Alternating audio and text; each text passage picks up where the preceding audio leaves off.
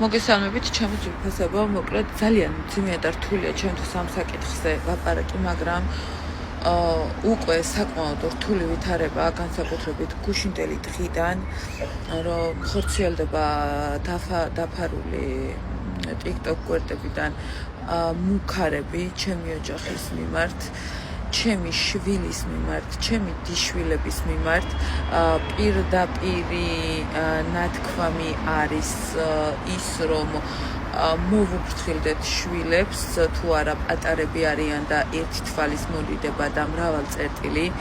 მე არ ვიცი ამ ყველაფერს მინდა როგორ აკეთებს, ვიყავი უკვე პოლიციის განყოფილებაში, განვაცხადე ამ ყველაფერზე, იმედი მაქვს, რომ ამ გვერდის შემქმნელს ვიპოვით.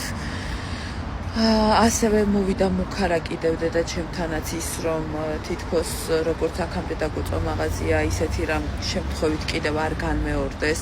მე ვერავის ხელს ვერ დავადებ, ვერავის ვერაფერს ვერ ვიტყვი, მაგრამ საკმაოდ დიდი წნეხი მიმდინარეობს უკვე ბოლო რამდენიმე თვეა ჩემს მიმართ.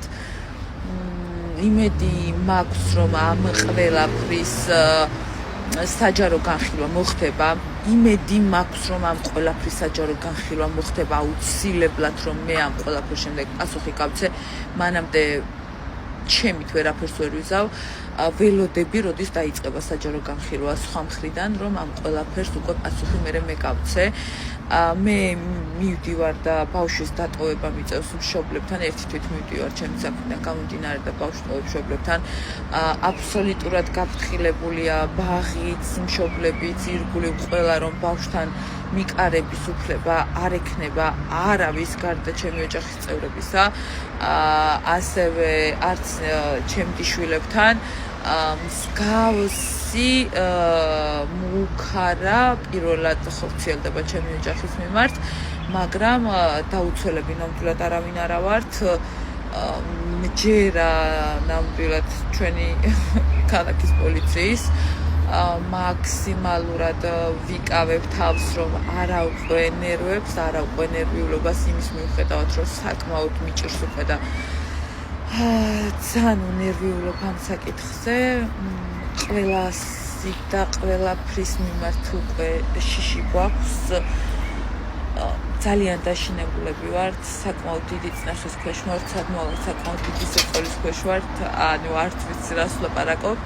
ცხოვრებაში ვერ წარმოვიდგინა თუ მსგავსი რაღაცის გავლა მომიწევდა, რასაც ეხლა გავდივარ.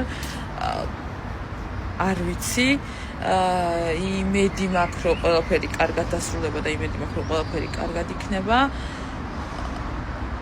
მაგრამ აშკარა გახდა ის, რომ საშიშია ჩემი ყოველდღიურობა თუ თავი არ დავიცავი. აშკარად საშიშია ჩემი შვილისთვის, ჩემი პატარა დიშვილებისთვის. მივხვდი, რომ ჭირდება ჩემს ოჯახს დაცვა. და ხვდები, რომ ეს ყველაფერი ჩემი ბრალია. არ ვიცი, საერთოდ ვერ ვაკეთებ კომენტარს.